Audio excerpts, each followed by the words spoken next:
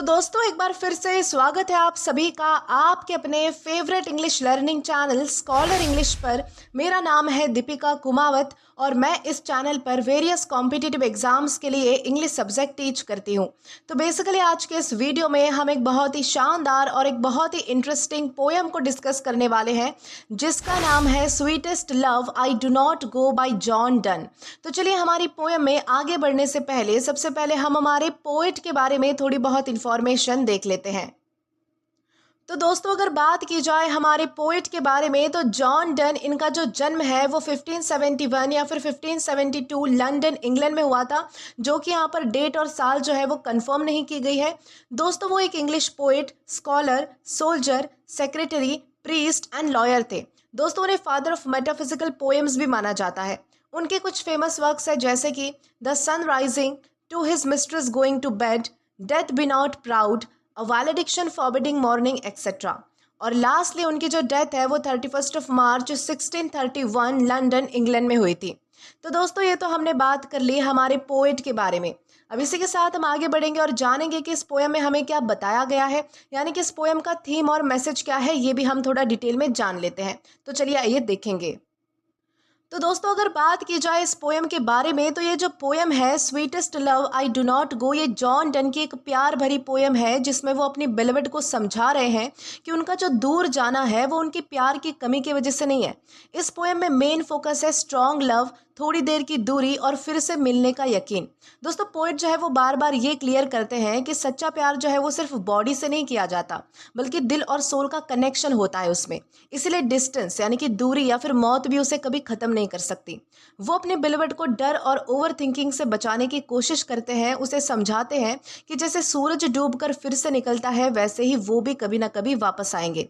Poem में उनका जो टोन है वो बहुत ही केयरिंग और प्रोटेक्टिव है क्योंकि वो चाहते हैं कि उनकी जो बिलवड है वो कभी भी रोए ना और उन पर पूरा ट्रस्ट रखे। सिंपल शब्दों में ये पोएम एक ऐसे प्यार की बात करती है जो इतना स्ट्रांग है कि ना तो उसे दूरी तोड़ सकती है, ना ही उसे टाइम तोड़ सकती है और ना ही मौत उन्हें अलग कर सकती है।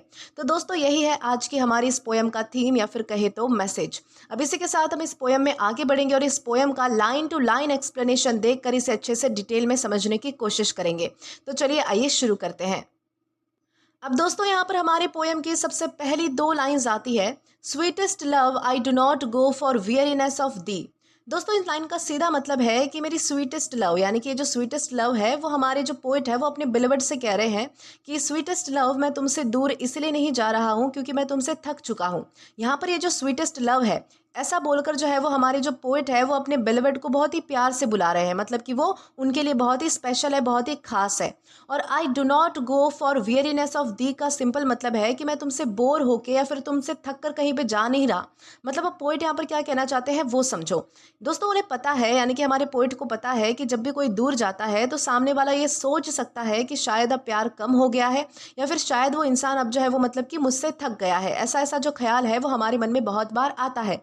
इसलिए पोएट सबसे पहले जो है वो उनकी बिलवड के लिए ये क्लियर कर देते हैं कि उनका जो दूर जाना है वो प्यार की कमी की वजह से नहीं है। उनका इंटेंशन अपने बिलवड को हर्ट होने से बचाना है और उसे ये फील करवाना है कि तुम अभी भी मेरी स्वीटेस्ट लव हो, यानी कि मैं तुमसे बिल्कुल भी नहीं थका हूँ, मेरा प्यार वैसा का वैसा ही है, तुम आज भी मेरे लिए उतनी ही स्पेशल हो।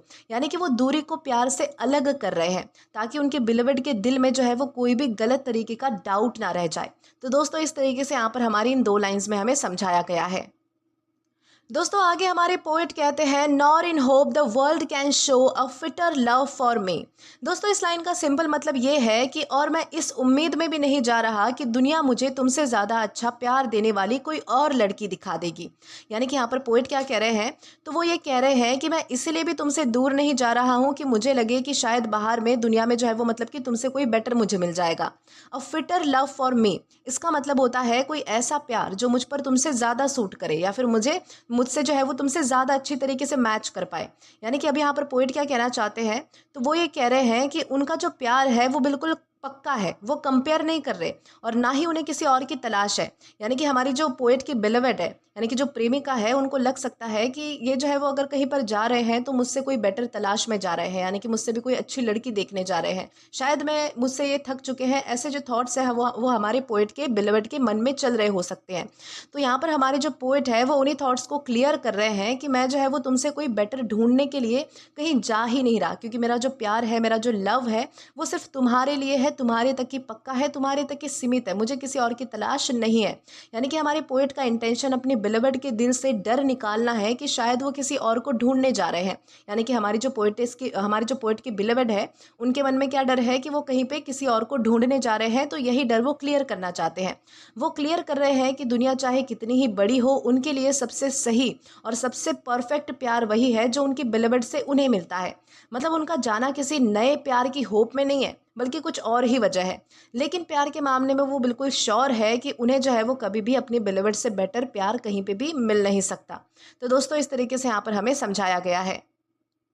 दोस्तों इसके बाद है, but since that I must die at last, it is best to use my self in jest, this by field death to die. दोस्तों इन लाइन्स का सीधा मतलब है कि लेकिन क्योंकि मुझे एक दिन सच में मरना ही है, तो अच्छा है कि मैं अभी मजाक मजाक में मरने की प्रैक्टिस कर लूँ, यानी कि झूठी मौत का नाटक करके थोड़ा थोड़ा मरना सीख लूँ। अब यहाँ पर हमारे जो पोइट है वो कहते हैं मस्ट डाई एट लास्ट। इसका मतलब है कि हर इंसान को एक दिन मरना ही पड़ता है, ये लाइफ का रूल है। TISS best use my self in जेस्ट, इसका सिंपल मतलब ये है कि मैं मजाक की तरह जो है वो खुद को इस चीज़ की आदत में डालना चाहता हूँ, यानी कि मैं क्या करना चाहता हूँ, तो डेथ की प्रैक्टिस करना चाहता हूँ। और फील्ड डेथ का मतलब है कि झूठी एक्टिंग या फिर मतलब कि एक्टिंग वाली मौत, यानी कि ऐसे सिचुएशन जहाँ मैं खुद को जो है वो थोड़ी देर के लिए मतलब कि खुद को थोड़ी देर के लिए दूर कर लूँ और ऐसा कर लूँ जैसे कि मतलब कि मैं मर रहा हूँ या फिर मुझे मरने जैसा फील हो। अब यहाँ पर पोएट क्या कहना चाहते हैं, तो वो ये कहना चाहते हैं कि जब वो अपने बिलोवेड से दूर जाते हैं तो उन्हें लगता है जैसे कि उनकी छोटी सी मौत हो चुकी हो, क्योंकि उनका प्यार आप समझ सकते हो कि कितना ज़्यादा गहरा है। लेकिन वो इस दूरी को एक प्रैक्टिस की तरह देख रहे हैं, ताकि जब असली मौत आए तो वो इतनी ज़्यादा उनको डरावनी ना लगे। उनका इंटेंशन ये दिखाना है कि दूरी भी उनके लिए आसान नहीं है, वो भी उसे दुख की तरह महसूस करते हैं, एक मौत की तरह महसूस करते हैं, पर वो उसे मजाक की तरह ट्रीट कर रहे हैं ताकि उनकी बिलोवेड को ज़्यादा मतलब कि दुख ना हो, उनकी बिलोवेड ज़्यादा दुखी ना हो जाए। मतलब कि वो समझा रहे हैं कि ये जो अलग होना है हमारा, वो परमानेंट नहीं है, बस एक छोटी सी प्रैक्टिस है, असली एंड नहीं है। तो इस तरीके से यहाँ पर हमारे पोएट कह रहे हैं। अब दोस्तों हमारा सेकंड स्टैंजा आता है, yesternight the sun went hence and yet is here today. दोस्तों इस लाइन का सीधा मतलब है कि कल रात सूरज चला गया था, यानी कि जो सन है, जो सूरज है, वो चला गया था, लेकिन आज फिर से यहीं पर आ गया। यहाँ पर पोएट एक सिंपल एग्जाम्पल दे रहे हैं नेचर का। यस्टरनाइट द सन वेंट हेंस, इसका मतलब है कि कल शाम को जो है वो सूरज डूब गया था, मतलब कि हमें लगा कि वो चला गया। And yet is here today, इसका मतलब है कि लेकिन आज वो जो है वो सुबह फिर से वापस आ गया। कौन आ गया, तो सन, यानी कि जो सूरज है वो फिर से निकल आया। अब पोएट यहाँ पर क्या समझाना चाहते हैं, तो वो ये समझा रहे हैं कि हर चीज़ जो चली जाती है वो ज़रूरी नहीं है कि वो हमेशा के लिए ही चली गई। सूरज का जाना सिर्फ थोड़ी देर के लिए होता है, परमानेंट नहीं होता। उनका इंटेंशन अपने बिलोवेड को ये समझाना है कि मेरा जाना मतलब कि मेरा दूर जाना भी सूरज के डूबने जैसा है। मतलब कि थोड़ी देर के लिए मैं नज़र तो नहीं आऊँगा, लेकिन इसका मतलब ये नहीं है कि मैं हमेशा के लिए ही चला गया। जैसे सूरज पर हम भरोसा करते हैं कि वो कल फिर से निकलेगा, वैसे ही तुम मुझ पर भी भरोसा करो कि मैं फिर से वापस आऊँगा। यानी कि वो नेचर का एग्जाम्पल देकर दूरी को नॉर्मल और टेम्पररी दिखाना चाहते हैं, ताकि उनके बिलोवेड को डर या फिर उदासी जो है वो कम लगे। तो इस तरीके से यहाँ पर इन दो लाइन्स में हमें समझाया गया है। अब दोस्तों आगे हमारे पोएट कहते हैं, he hath no desire nor sense nor half so short away. दोस्तों इन लाइंस का सिंपल मतलब है कि सूरज के पास ना तो कोई अपनी मर्जी होती है, ना ही उसके पास कोई फीलिंग होती है, और ना ही उसका रास्ता इतना छोटा होता है, यानी कि उसे बहुत ही लंबा सफ़र तय करना पड़ता है। यहाँ पर ही से मतलब है सूरज, यानी कि यहाँ पर ही जो है वो मतलब कि सूरज के लिए कहा गया है, यानी कि सन के लिए कहा गया है। यानी कि पोएट कह रहे हैं कि सूरज के पास ना तो कोई डिज़ायर है, मतलब कि वो खुद डिसाइड नहीं कर सकता है कि मुझे जाना है या फिर आना है या फिर मुझे रुकना है। यानी कि सूरज के पास क्या नहीं है, तो खुद की डिज़ायर नहीं है, खुद की इच्छा नहीं है, और ना ही उसके पास सेंस है, यानी कि उसके पास जो है वो किसी चीज़ का एहसास भी नहीं होता। और nor half so short away, इसका मतलब है कि उसका सफ़र भी इतना छोटा या फिर उतना आसान नहीं होता है जितना हम सोचते हैं। अब पोइट यहाँ पर हमें क्या समझाना चाहते हैं वो सुनो। यानी कि हमारे पोइट क्या कह रहे हैं कि सूरज तो बिना फीलिंग के, बिना मर्जी के इतना लंबा सफ़र करके फिर से वापस आ जाता है, लेकिन मैं तो इंसान हूँ, मेरे पास फीलिंग्स भी है, मेरे पास अपनी मर्जी भी है, और मेरा सफ़र शायद उतना लंबा भी नहीं है। तो अगर सूरज जैसी बेजान चीज़ वापस आ सकती है तो मैं क्यों नहीं आऊँगा। उनका इंटेंशन अपने बिलवर्ड को और स्ट्रॉन्ग एग्जाम्पल देना है, ताकि वो समझे कि मेरा जो वापस आना है वो और भी ज़्यादा पक्का है, क्योंकि मेरे पास लव है, मेरे पास चाह है, मेरे पास कनेक्शन है, जो सूरज के पास तो नहीं है। उसके कंपैरिजन में मैं तो आ ही सकता हूँ। तो इस तरीके से यहाँ पर हमारे पोइट जो है वो हमें समझा रहे हैं। दोस्तों इसके बाद इस स्टांजा की हमारी आखिरी कुछ लाइंस है। Then fear not me, but believe that I shall make speedier journey since I take more wings and spurs than he। दोस्तों इन लाइंस का सीधा मतलब ये है कि इसलिए मुझसे मत डरो, बल्कि यकीन करो कि मैं उस सूरज से भी ज़्यादा जल्दी वापस लौट कर आऊँगा, क्योंकि मेरे पास उससे ज़्यादा पंख और तेज़ चलने का तरीका है। अब यहाँ पर हमारे पोइट पहले क्या कहते हैं, फियर नॉट मी, इसका मतलब है कि मुझसे या फिर मेरे जाने से घबराओ मत, डरो मत। Believe that I shall make speedier journeys, इसका मतलब है कि यकीन रखो कि मेरा जो सफ़र है वो जल्दी होगा, यानी कि मैं जल्दी आना जाना करूंगा। मेरी जर्नी कैसी होगी, तो स्पीडियर होगी, यानी कि स्पीड में होगी। और आगे हमारे पोइट कहते हैं मोर विंग्स एंड स्पर्स दैन ही। इसमें जो है वो हमारे पोइट हमें जो है वो कंपेयर कर रहे हैं सूरज से, यानी कि हमें, यानी कि खुद को कंपेयर कर रहे हैं। पंख और स्पर्स का मतलब यहाँ पर जो है वो स्पीड और ताकत से है, जैसे कि कोई घोड़ा जो है वो स्पर्स से तेज भागता है, उस तरीके से। अब यहाँ पर ओवरऑल पोइट क्या समझाना चाहते हैं वो समझना है। हमारे पोइट कहते हैं कि सूरज तो बस अपने रूल से चलता है, लेकिन मैं प्यार की वजह से और भी ज़्यादा तेज़ वापस आ पाऊंगा, क्योंकि मेरा जो दिल है वो किसी और के पास है। उनका इंटेंशन अपने बिलीवर्ड को पूरा ट्रस्ट देना है कि मेरा जो दूर जाना है वो परमानेंट नहीं है, और मैं सिर्फ वापस ही नहीं आऊँगा बल्कि सूरज से भी तेज़ वापस आऊँगा। वो प्यार को पंख की तरह दिखा रहे हैं जो उन्हें स्पीड देता है, मतलब कि उनका जो लव है वो इतना स्ट्रॉन्ग है कि उन्हें जल्दी लौटने की ताकत भी देता है। तो दोस्तों इस तरीके से यहाँ पर हमारी इन कुछ लाइंस में हमें समझाया गया था। इसी के साथ हम आगे बढ़ेंगे हमारे अगले स्टैंजा की ओर। दोस्तों इसके बाद हमारे अगले स्टैंजा में हमारे पोएट कहते हैं, O how feeble is man's power that if a good fortune fall. दोस्तों इन लाइंस का सीधा मतलब है कि अरे इंसान की ताकत कितनी कमज़ोर होती है कि अगर उसके पास अच्छा टाइम या फिर अच्छी किस्मत आ भी जाए। दोस्तों यहाँ पर जो हमारी लाइन है वो इनकम्प्लीट रहती है, जो कि नेक्स्ट 2 लाइंस में कंप्लीट होगी, लेकिन सबसे पहले हम इन 2 लाइंस को समझेंगे। यहाँ पर हमारे जब पोएट कहते हैं O how feeble is man's power, तो इसमें हमारे पोएट बोल रहे हैं कि इंसान अपने आप को बहुत ही स्ट्रांग समझता है, लेकिन असल में उसकी पावर बहुत ही छोटी और कमज़ोर होती है, स्पेशली फॉर्चून के सामने, किस्मत के सामने। That if good fortune fall, इसका मतलब है कि अगर अच्छी किस्मत मिल भी जाए या फिर लाइफ में कुछ अच्छा हो भी जाए। अब यहाँ पर जो है वो हम क्या कह रहे हैं हमारे पोइट वो समझेंगे। तो यहाँ पर हमारे पोइट कहना चाहते हैं कि इंसान अपनी लाइफ को कंट्रोल करने का सोचता है, लेकिन सच में सब कुछ उसके हाथ में नहीं होता। अच्छा टाइम आए या फिर बुरा टाइम आए वो भी परमानेंट नहीं होता है। उनका इंटेंशन ये दिखाना है कि लाइफ और किस्मत पर इंसान का कंट्रोल बहुत ही कम होता है, इसलिए हमें ज़्यादा घमंड या फिर ज़्यादा डर दोनों ही नहीं करना चाहिए। शायद वो इस बात से अपने बिलीवर्ड को इनडायरेक्टली ये समझा रहे हैं कि अगर अभी सेपरेशन आ भी गया तो ये भी लाइफ का पार्ट है। जैसे कि गुड फॉर्चून आता है वैसे ही वो चला भी जाता है, यानी कि जैसे हमारे अच्छे दिन आते हैं, अच्छी किस्मत आती है, तो टाइम के साथ कभी ना कभी वो भी चले जाते हैं, या फिर हमारा अगर बुरा वक्त है तो वो भी चला जाता है, यानी कि दोनों ही चीज़ें जो है वो टाइम के साथ कम हो जाती है या फिर चली जाती है। तो हमारे पोएट जो है वो इसी बात से अपने बिलीवर्ड को ये समझा रहे हैं कि अब ये जो मेरा सेपरेशन है ये भी लाइफ का पार्ट है और ये भी चला जाएगा, यानी कि ये जो बुरा वक्त है वो भी ढल जाएगा। और इंसान की पावर इतनी नहीं है कि वो हर चीज़ को रोक सके, स्पेशली किस्मत को और टाइम को। तो इस तरीके से यहाँ पर हमारे पोएट इन 2 लाइंस में समझा रहे हैं। दोस्तों इसके बाद हमारे पोएट कह रहे हैं, can not add another hour nor a lost hour recall. दोस्तों इन लाइंस का सीधा मतलब है कि इंसान ना तो अपनी लाइफ में एक और एक्स्ट्रा घंटा जोड़ सकता है, यानी कि ना ही तो वो एक और आवर यानी कि एक और घंटा टाइम नहीं जोड़ सकता है, और ना ही जो घंटा चला गया है यानी कि जो घंटा यानी कि जो टाइम चला जाता है वो उसको भी वापस नहीं ला सकता। यानी कि हमारी जो पहली वाली जो स्टार्टिंग की इस स्टांजा की जो स्टार्टिंग की 2 लाइंस थी वहाँ पर इनकम्प्लीट रह रही थी, तो उसे हम कंप्लीट करेंगे।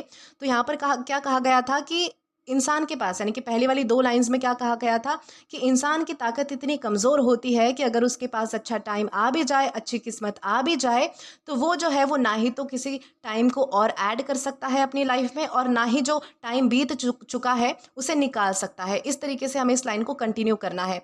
तो यहाँ पर हमारे जो पोएट है वो बिल्कुल सिंपल सी बात बोल रहे हैं कि टाइम पर किसी का भी कंट्रोल नहीं होता है। अब यहाँ पर हमारे पोइट क्या कह रहे हैं कि can not add another our. इसका मतलब है कि चाहे हम कितनी भी कोशिश कर ले, हम अपनी मर्जी से ज़िंदगी का टाइम बढ़ा नहीं सकते। और nor a lost hour recall, इसका मतलब है कि जो वक्त एक बार निकल गया उसे वापस भी नहीं ला सकते। अब यहाँ पर पोइट क्या समझाना चाहते हैं, तो वो ये समझा रहे हैं कि इंसान अपने आप को बहुत ही पावरफुल समझता है, लेकिन टाइम के मामले में वो बिल्कुल हेल्पलेस है, यानी कि लाचार है। उनका इंटेंशन ये दिखाना है कि जब लाइफ और मौत, मिलना और बिछड़ना सब टाइम के हाथ में है, तो हमें इतना घबराना क्यों है। शायद वो इसी बात से अपने बिलवड को ये फील करवाना चाहते हैं कि अगर दूरी आ भी रही है तो ये भी टाइम का ही पार्ट है। ना तो मैं इसे रोक सकता हूँ और ना ही तुम इसमें कुछ कर सकती हो, लेकिन जैसे वक्त आगे बढ़ता है वैसे ही ये जो टाइम है वो भी आगे बढ़ जाएगा, ये भी टाइम निकल जाएगा और कभी ना कभी मिलने का तो वक्त आएगा ही। यानी वो टाइम की पावर दिखाकर ये समझा रहे हैं कि इंसान छोटा है, लेकिन प्यार और होप से वो सिचुएशन को संभाल सकता है। दोस्तों, आपको जो है वो इस स्टांजा की चारों लाइंस को अच्छे से मतलब कि एक दूसरे से कनेक्ट करके समझना है। पहली वाली 2 लाइंस जो थी उनका मतलब जो है वो नीचे वाली लाइन से थोड़ा जुड़ा हुआ है। जैसे कि अगर आपको मैं मीनिंग के लिए फिर से समझा देती हूँ कि पहली वाली 2 लाइन में हमें कहा गया था कि इंसान की ताकत इतनी कमज़ोर है, यानी कि कितनी कमज़ोर है इंसान की ताकत कि अगर उसके पास अच्छा टाइम या फिर अच्छी किस्मत भी आ जाए, तो देन सेकंड लाइन कंटिन्यू करनी है कि इंसान के पास अगर अच्छा टाइम भी आ जाए या फिर अच्छी किस्मत भी आ जाए, तो भी इंसान ना ही तो अपनी लाइफ में टाइम ऐड कर सकता है या फिर बीता हुआ टाइम निकाल सकता है। तो इस तरीके से आपको इन चारों लाइंस को अच्छे से समझना है। अब दोस्तों, इस स्टांजा की हमारी आखिरी कुछ लाइंस है। But come bad chance and we join to it our strength and we teach it art and length itself over us to advance. दोस्तों, इन लाइंस का सीधा मतलब है कि जब बुरा टाइम आता है तो हम खुद ही अपनी ताकत उसके साथ जोड़ देते हैं, उस बुरे टाइम के साथ जोड़ देते हैं और उसे तरीका और लंबा होने का मौका दे देते हैं, जिससे कि वो हम पर और भी ज़्यादा हावी हो जाता है। दोस्तों, अब इसे बहुत ही सिंपल तरीके से समझेंगे कि हमारे पोइट यहाँ पर कह क्या रहे हैं। सबसे पहले कम बैड चांस, इसका मतलब है कि जब कोई बैड लक आता है, कोई बुरा टाइम आ जाता है, तो उसे यहाँ पर कम बैड चांस कहा गया है। देन इसके बाद है and we join to it our strength. इसका मतलब है कि हम खुद ही अपनी एनर्जी उस बुरे वक्त को दे देते हैं, मतलब कि उसके बारे में सोच सोच कर उसे और भी ज़्यादा बड़ा बना देते हैं। हम क्या कर रहे हैं, तो हमारी एनर्जी उस बुरे वक्त के लिए इन्वेस्ट कर रहे हैं। And we teach it art and length, इसका मतलब है कि हम ही उसको सिखाते हैं कि कैसे वो बुरा लंबा, यानी कि बुरा जो समय है वो कैसे लंबा चल सकता है और कैसे हमें ज़्यादा परेशान कर सकता है। यानी कि हम ही परमिशन देते हैं उस बुरे समय को कि कैसे वो लंबे समय तक हमारे साथ रहे और कैसे हमें ज़्यादा से ज़्यादा परेशान कर सके। और itself over us to advance का मतलब है कि फिर वही बुरा वक्त हम पर और ज़्यादा कंट्रोल दिखाता है, हमें कंट्रोल करता है, हम पर हावी हो जाता है। यानी कि सारी फसाद की जड़ कौन है, तो हमारी सोच है और हम ही है। हम ही वो लोग हैं जो हमारे बुरे वक्त को और ज़्यादा मौका देते हैं, हमें परेशान करने का और ज़्यादा लंबे समय तक टिके रहने का। अब यहाँ पर पोएट क्या समझा रहे हैं वो समझते हैं।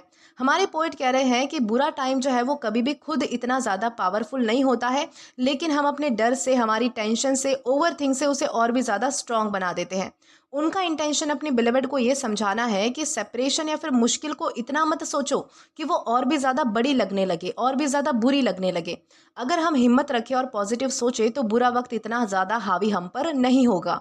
यानी कि वो कह रहे हैं कि प्रॉब्लम से ज़्यादा हमारा रिएक्शन उसे ज़्यादा बड़ा बनाता है, इसलिए डरने के बजाय स्ट्रांग रहना चाहिए। तो इस तरीके से यहाँ पर हमें समझाया गया है। दोस्तों, इसके बाद हमारा अगला स्टैंजा है When thou sight not wind but sight my soul away। दोस्तों, इन लाइन्स का सीधा मतलब है कि जब तुम सांस भर के उदास होती हो तो सिर्फ तुम हवा बाहर नहीं निकालती, यानी कि जब हम सांस लेते हैं तो सांस लेने में एक हवा है, यानी कि एक आह है, और जब हम उदास होते हैं तो हमारे मुंह से आह की आवाज़ आती है, यानी कि आह निकलती है। बल्कि यहाँ पर हमारे पोएट कह रहे हैं कि वो सिर्फ एक हवा नहीं है, बल्कि जब वो तुम ऐसे रोती हो या फिर उदास होती हो तो जैसे मेरी जान ही अपने साथ ले जाती हो, इस तरीके से हमारे पोएट कह रहे हैं। यहाँ पर व्हेन दाउ साइट का मतलब है कि जब तुम दुखी होती हो या फिर दुख में गहरी सांस लेती हो या फिर उदास होकर सांस छोड़ती हो तो उसे यहाँ पर व्हेन दाउ साइट कहा गया है। और दाउ साइट नॉट विंड का सिंपल मतलब है कि वो सिर्फ नॉर्मल हवा नहीं है या सिर्फ एक नॉर्मल सांस लेना नहीं होता है। But sigh'st my soul away, इसका मतलब है कि जैसे तुम मेरी सोल, मेरी जान को अपने साथ खींच लेती हो। अब यहाँ पर पोइट क्या समझाना चाहते हैं, तो वो ये कह रहे हैं कि उनका प्यार जो है वो इतना ज़्यादा गहरा है कि जब उनकी बिलवेड उदास होती है तो उन्हें लगता है जैसे कि उनका अपना दिल या फिर उनकी अपनी जान दुखी हो रही है। उनका इंटेंशन ये दिखाना है कि उन दोनों का जो कनेक्शन है वो सिर्फ बॉडी तक ही नहीं है बल्कि अंदर से यानी कि सोल से यानी कि आत्मा से भी जुड़ा हुआ है। वो थोड़ा एग्जैजरेट करके बोल रहे हैं इस बात को ताकि वो समझा सके कि तुम्हारी छोटी सी उदासी भी मुझे बहुत ही ज़्यादा इफेक्ट करती है, मुझ पर बहुत ज़्यादा गहरा असर छोड़ती है। मतलब वो इनडायरेक्टली कह रहे हैं कि इतना मत रोया करो या फिर इतना मत उदास होया करो क्योंकि तुम्हारी हर एक साय मुझे भी दर्द देती है। जैसे मेरी सोल भी कुछ ना कुछ कम हो रही हो, मेरी सोल भी कहीं ना कहीं जो है वो मतलब कि दुखी हो रही हो। तो इस तरीके से यहाँ पर हमें इन 2 लाइंस में समझाया गया है। दोस्तों इसके बाद हमारे पोएट कह रहे हैं when the whippest unkindly kind my life's blood doth decay। दोस्तों इन लाइंस का सीधा मतलब है कि जब तुम रोती हो, तुम अजीब तरीके से प्यार भी करती हो और थोड़ा सा दर्द भी देती हो, तब मेरी जिंदगी का खून जैसे धीरे धीरे कम होने लगता है। यहाँ पर व्हेन द whippest दोस्तों इसका मतलब है कि जब तुम आंसू बहाती हो यानी कि जब तुम रोती हो, यानी कि हमारे जो पोएट है वो अपने बिलीवर्ड से कहते हैं कि जब तुम रोती हो। आगे है अनकाइंडली काइंड, दोस्तों इसका जो मतलब है वो थोड़ा उल्टा सा है। तो हमारे पोएट कह रहे हैं कि तुम्हारा जो रोना है वो एक तरफ से मेरे लिए प्यार दिखाता है क्योंकि तुम मेरे लिए रो रही हो, तो यानी कि ये क्या है, तो प्यार का सिंबल है। लेकिन दूसरी तरफ से वो मुझे भी तकलीफ देता है क्योंकि तुम रो रही हो, यानी कि तुम रो रही हो, इस बात से मुझे बहुत ज़्यादा तकलीफ है।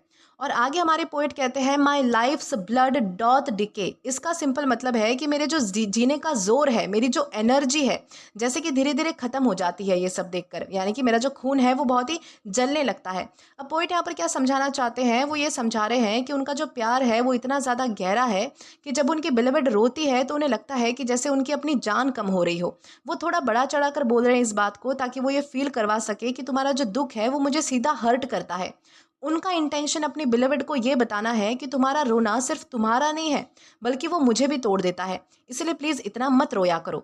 यानी वो अपने स्ट्रॉन्ग इमोशनल कनेक्शन को दिखाते हुए ये समझा रहे हैं कि तुम्हारी फीलिंग्स का असर मुझ पर जो है वो बहुत ज़्यादा होता है। तो इस तरीके से यहाँ पर हमारी इन 2 लाइंस में हमें समझाया गया है। दोस्तों इसके बाद हमारे आखिरी कुछ लाइंस में हमारे पोएट कहते हैं it can not be that thou lovest me as thou sayest, if in thine my life thou waste that are the best of me. दोस्तों इन लाइंस का सीधा मतलब है कि ऐसा हो ही नहीं सकता कि तुम मुझसे वैसे प्यार करती हो जैसे तुम कहा करती थी या फिर जैसे तुम कहती हो। अगर तुम अपने आंसुओं से मेरी ज़िंदगी ख़त्म कर रही हो तो ये फिर प्यार कैसे हुआ, जबकि तुम तो मेरी सबसे अच्छी और सबसे इम्पॉर्टेंट चीज़ हो। अब दोस्तों यहाँ पर क्या कहा गया है, it can not be that thou lovest me as thou sayest, इसका मतलब है कि अगर तुम सच में मुझसे प्यार करती हो जितना तुम बोलती हो तो फिर ऐसे कैसे हो सकता है, फिर तुम रो क्यों रही हो। If in thine my life thou waste, इसका सिंपल मतलब है कि अगर तुम अपने ही दुख और रोने से मेरी लाइफ को कम कर रही हो, जैसे मेरी जान मतलब कि जान ही निकाल रही हो, तो फिर ये भी प्यार नहीं हुआ। और that are the best of me का मतलब है कि तुम मेरी लाइफ का सबसे अच्छा हिस्सा हो, तुम ही मेरी सबसे बड़ी खुशी हो।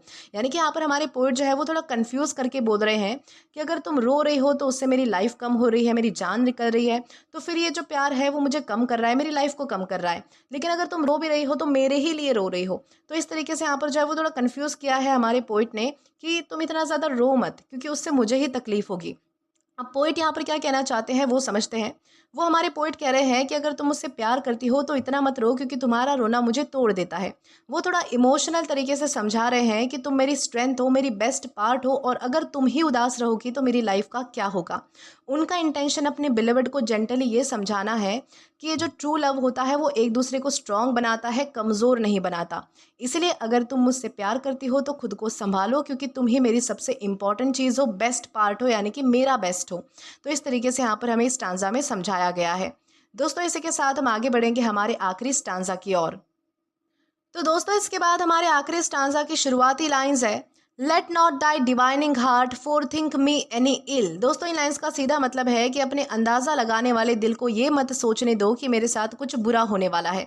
यहाँ पर डिवाइनिंग हार्ट का मतलब है कि तुम्हारा वो दिल जो पहले से ही कुछ हमेशा गेस कर लेता है, यानी कि पहले से कुछ ना कुछ सोच लेता है, जैसे बिना प्रूफ के ही डर जाता है कि शायद कुछ ना कुछ गलत हो जाएगा। फोर थिंक मी एनी इल, इसका मतलब है कि मेरे बारे में पहले से ही कुछ बुरा सोच लेना, जैसे कि मुझे कुछ हो जाएगा, मैं वापस नहीं आऊँगा, एक्सेट्रा। ओके, अब पोइट यहाँ पर क्या कहना चाहते हैं, वो ये कह रहे हैं कि उनकी जो बिलीवेड है वो शायद ज़्यादा सोच रही है और डर रही है कि उनके दूर जाने के बाद कुछ जो है वो मतलब कि उसके साथ जो है वो गलत हो जाएगा। पोइट उसे समझा रहे हैं कि अपने दिल को जो है वो कंट्रोल करो, बिना वजह निगेटिव मत सोचो। उनका इंटेंशन ये है कि वो हमारी जो बिलीवेड है, उनकी जो बिलीवेड है, उनके अंदर का डर खत्म करे और उन्हें ट्रस्ट दिलाए कि मेरे साथ कुछ भी बुरा नहीं होने वाला। मतलब कि वो कह रहे हैं कि ओवर थिंकिंग और ज़्यादा अंदाज़ा लगा लगा कर खुद को परेशान मत करो, मुझ पर भरोसा रखो और पॉजिटिव सोचो, मेरे बारे में कुछ भी नेगेटिव मत सोचो। इस तरीके से यहाँ पर बताया गया है। तो दोस्तों इसके बाद हमारे पोएट कहते हैं, डेस्टिनी में take thy part and may thy fears fulfil. दोस्तों इन लाइंस का सीधा मतलब है कि किस्मत जो है वो शायद तुम्हारी साइड ले ले और तुम जिस चीज़ से डर रही हो, तुम जो डर रही हो वही सच कर दे।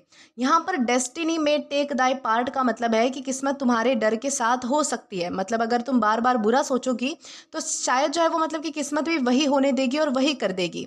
And may thy fears fulfil, इसका मतलब है कि तुम्हारे जो फियर्स है, तुम्हारा जो डर है वो भी पूरे हो सकते हैं। अब पोइट यहाँ पर क्या कहना चाहते हैं वो ये है कि अगर तुम हमेशा नेगेटिव सोचोगी, हमेशा डर में रहोगी, तो लगता है जैसे तुम खुद ही बुरी चीज़ को बुलावा दे रही हो। उनका इंटेंशन अपने बिलीवेड को ये समझाना है कि इतना मत डरो या फिर इतना मत बुरा सोचो, क्योंकि कभी कभी हमारा डर ही हमें कमज़ोर बना देता है और वही हो जाता है जो हम अक्सर सोचते रहते हैं। वो इनडायरेक्टली ये कह रहे हैं कि ट्रस्ट और पॉजिटिव सोच रखोगी तो सब कुछ ठीक रहेगा, लेकिन अगर हमेशा गलत इमेजिन करोगी तो लाइफ और ज़्यादा मुश्किल लगेगी। यानी पोइट उसे वार्निंग भी दे रहे हैं और समझा भी रहे हैं कि अपने दिल को हिम्मत दो, डर को सच मत बनने दो। तो इस तरीके से यहाँ पर इन लाइंस में हमें समझाया गया है। अब दोस्तों इस पोएम की हमारी आखिरी कुछ लाइंस है, but think that we are but turned aside to sleep, they who one another keep live never parted be. दोस्तों इन लाइंस का सीधा मतलब है कि लेकिन ऐसा सोचो कि हम बस जो है वो थोड़ी देर के लिए साइड में होकर सो रहे हैं, यानी कि जो लोग एक दूसरे को जिंदा रखते हैं वो कभी भी अलग नहीं होते। यहाँ पर क्या समझाया गया है वो हम डिटेल में समझेंगे। सबसे पहले यहाँ पर हमारे पोइट कहते हैं, are but turned aside to sleep, यानी कि यहाँ पर इसका मतलब है कि हमारा अलग होना बस सोने जैसा है, यानी कि टेम्पररी है, थोड़ी देर के ब्रेक जैसा है, परमानेंट इसमें कुछ भी नहीं है। और आगे हमारे पोइट कहते हैं, they who one another keep alive, इसका सिंपल मतलब है जो लोग एक दूसरे के प्यार, याद और सपोर्ट से जीते हैं, जो एक दूसरे को जीने की वजह बनते हैं, यानी कि वजह देते हैं। नेवर पार्टेड बी, इसका मतलब है कि ऐसे लोग जो है वो कभी भी सच में अलग नहीं होते, यानी कि जो लोग जो है वो एक दूसरे को सपोर्ट करते हैं, एक दूसरे की जीने की वजह बनती है, वो कभी भी एक दूसरे से कभी भी अलग नहीं हो सकते। अब पोइट यहाँ पर क्या कहना चाहते हैं, तो वो ये कहते हैं कि चाहे दूरी हो या फिर मौत का डर हो, उसे कभी भी एंड मत समझो, यानी कि उसे लाइफ का एंड मत समझो। जैसे नींद के बाद इंसान उठता है वैसे ही मिलना भी होगा, यानी कि वो भी टाइम आएगा जब हम मिलेंगे, यानी कि आज अगर हम दूर है तो ऐसा भी टाइम आएगा जब हम जो है वो साथ होंगे। उनका इंटेंशन अपने बिलीवेड को लास्ट टाइम फुल कंफर्ट देना है कि हमारा प्यार इतना स्ट्रांग है कि दूरी या फिर मौत भी हमें तोड़ नहीं सकती। वो ये समझा रहे हैं कि सच्चा प्यार जो है वो सिर्फ बॉडी से नहीं किया जाता है, दिल से और रूह से किया जाता है। और जब तक हम एक दूसरे को अपने मन के अंदर, अपने दिल के अंदर जिंदा रखते हैं, तब तक हम कभी भी अलग नहीं हो सकते। तो इस तरीके से यहाँ पर हमें इन कुछ लाइंस में समझाया गया है। तो दोस्तों इसी के साथ हमारे इस पोएम का लाइन टू लाइन एक्सप्लेनेशन यहीं पर ख़त्म होता है। दोस्तों इस पोएम का ओवरऑल मैसेज ये है कि सच्चा प्यार कभी ख़त्म नहीं होता, चाहे थोड़ी देर के लिए जो है वो दूरी ही क्यों ना आ जाए। पोइट अपने बिलीवर को समझाते हैं कि उनका जाना जो है वो प्यार की कमी की वजह से नहीं है और ना ही वो किसी और की तलाश में है, यानी कि ना ही वो किसी और को ढूंढ रहे हैं, किसी बेटर की तलाश में है। वो कहते हैं कि डिस्टेंस और मौत भी बस टेम्परेरी चीज़ें हैं, जैसे नींद या फिर सूरज का डूबना, यानी कि नींद के बाद इंसान उठता है और एक बार सूरज जाने के बाद जो है वो सुबह वापस उगाता है। उसी तरीके से हमारे पोइट भी वापस आ जाएंगे, लेकिन फिर मिलना होता है। इस तरीके से यहाँ पर कह रहे हैं। उनका मेन पॉइंट ये है कि जो लोग एक दूसरे से दिल से जुड़े हुए होते हैं वो कभी भी सच में अलग नहीं हो सकते। तो दोस्तों यही इस तरीके से हमारे इस पोएम में हमें समझाया गया था। आशा करती हूँ कि आपको ये जो पोएम है वो अच्छे से समझ आई हो और पसंद भी आई हो। दोस्तों, अगर आपने अभी तक हमारा टेलीग्राम चैनल ज्वाइन नहीं किया है तो टेलीग्राम पर English with Deepika Kumawat search करके या फिर डिस्क्रिप्शन में दिए गए लिंक के थ्रू, साथ ही साथ अभी जो आपको आपके स्क्रीन पर QR कोड दिख रहा है वहाँ से भी आप जो है वो डायरेक्टली स्कैन करके हमारा टेलीग्राम चैनल ज्वाइन कर सकते हैं, ताकि आप कभी भी किसी भी नए आने वाली वीडियोज़ को लेकर कोई भी अपडेट्स को मिस ना करें। और दोस्तों, अगर आपको आज का ये वीडियो पसंद आया है या फिर हेल्पफुल लगा है तो do like this video, subscribe the channel and share as much as you can. और अगर आपने इससे पहले वाले वीडियोस नहीं देखे हैं तो यहाँ पर मैंने एक प्लेलिस्ट प्रोवाइड कर दी है, जहाँ पर आप क्लिक करके वो सभी पहले वाले वीडियोस भी देख सकते हैं और एक्सप्लोर कर सकते हैं। Till then keep learning. Thank you.